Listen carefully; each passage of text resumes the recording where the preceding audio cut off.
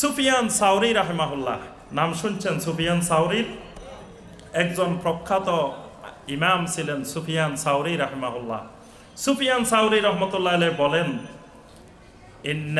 ইন্নাল বিদআতা আহাব্বু ইলা ইবলিস মিনাল মাসিয়া। সুফিয়ান সাউরি রহমতুল্লাহ আলাইহি বলেন, ইবলিস সাহেব সবচেয়ে বেশি পছন্দ করেন বেদাত, কবিরা গুনার থেকে বেদাতকে বেশি পছন্দ করে। মানে একজন মানুষকে দিয়ে কবিরা গুনাহ করাতে পারলে ইবলিস এত বেশি খুশি হয় না যত বেশি খুশি হয় একটা বেদাত করাতে পারলে। কারণ হলো, যিনি কবিরা গুনাহ করেন উনি যে কোনো সময় তওবা করে ফেলতে পারেন। তিনি জানেন আমি জীবনে একটা বড় ধরনের কবিরা গুনাহ করে ফেলছি, আল্লাহর কাছে কান্নাকাটি করে ইস্তেগফার করে তিনি তওবা করতে পারেন। কিন্তু যিনি বেদাত করেন তিনি কোনোদিন তওবা করবেন না, কারণ তিনি মনে করেন আমি তো ভালো জিনিস করছি, ভালো কাজ করছি, তো ভালো কাজ যেহেতু করছি সেটার আর তওবার কি দরকার। এজন্য ইবলিস সবচেয়ে বেশি পছন্দ করে কাউকে দিয়ে একটি কবিরা গুনাহ করানোর চাইতে একটা বেদাত করাইতে পারলে বেশি খুশি।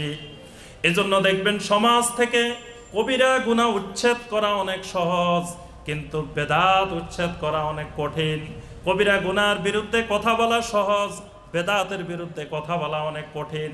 মাদকাসক্তির বিরুদ্ধে কথা বলেন অনেক সহজ, মদের বিরুদ্ধে কথা বলেন, জুয়ার বিরুদ্ধে কথা বলেন, সুদের বিরুদ্ধে কথা বলেন, ঘুষের বিরুদ্ধে কথা বলেন, কবিরা গুনার বিরুদ্ধে কথা বলেন, এটা যত সহজ একটা বেদাতের বিরুদ্ধে কথা বলেন ওইটা এত সহজ না।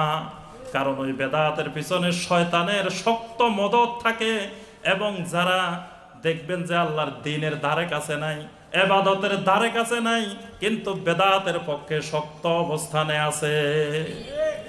দেখবেন যারা নামাজি, যারা 5 ওয়াক্ত সালাত আদায় করে, মসজিদে নামাজ পড়ে, তারা যেই পদ্ধতিতেই আদায় করুক মসজিদে, যে কোনো একটা পদ্ধতি, সব পদ্ধতিগুলাই হয় সহি হাদিসে বা দঈফ হাদিসে, এক জায়গায় না এক জায়গায় তো আছে।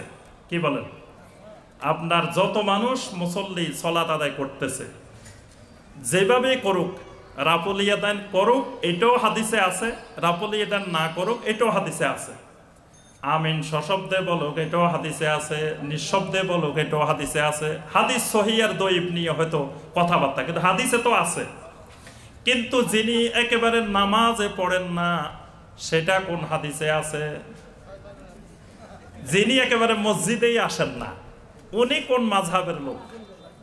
হ্যাঁ, ওনার কোন মাযহাব? হানাফি মাযহাবের লোক, শাফি মাযহাবের লোক, হাম্বলি মাযহাবের লোক? পৃথিবীতে এমন কোন মাযহাব আছে যে মাযহাব বলছে যে নামাজ পড়া দরকার নাই? তাহলে বোঝা গেল ওনার এই কার্যক্রম কোন মাযহাবের সাথে মিলে নাই, উনিই হলেন লা মাযহাবি। যিনি নামাজে পড়েন না উনি হলেন লা মাযহাবি, ওনার কোনো মাযহাবে নাই। আর যিনি নামাজ পড়তেছেন ওনার আমলটা যে কোনো একটা মাযহাবের সাথে মিলে যাচ্ছে। আপনি রাফুল ইয়াদাইন করেন সেটা আপনার শাফি মাযহাবের সাথে মিলে যাচ্ছে, হাম্বলি মাযহাবের সাথে মিলে যাচ্ছে। রাফুল ইয়াদাইন করেন না সেটা হানাফি মাযহাবের সাথে মিলে যাচ্ছে। আমিন সশব্দে বলেন সেটা কয়েকটা মাযহাবের সাথে মিলে যাচ্ছে। আমিন নিঃশব্দে বলেন সেটাও মাযহাবের সাথে, যে কোনো একটা মাযহাবের সাথে মিলে যাচ্ছে।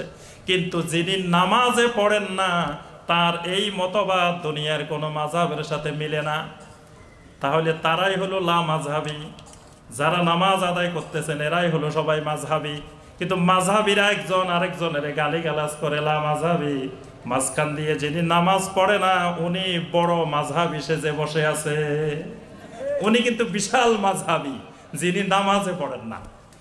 আর দেখবেন যে এই যখনই বেদাতের বিরুদ্ধে কথা বলবেন, শিরকের বিরুদ্ধে কথা বলবেন, তো নামাজি লোকটার থেকে ওই বেনামাজিটাই আপনার উপরে বেশি চড়াও, বেনামাজিটাই বেশি খেপা। অর্থাৎ বেদাতের পক্ষে তার অবস্থানটা খুব মজবুত। কারণ সুফিয়ান সাউরি রহমতুল্লাহ আলাইহি কথাটাই বলছেন যে বেদাতটা ইবলিসের কাছে বেশি প্রিয় কবিরা গুনাহ চাইতে। কারণ বেদাত করাতে পারলে শয়তান বেশি খুশি, বেদাত থেকে সে কোনোদিন তওবা করবে না।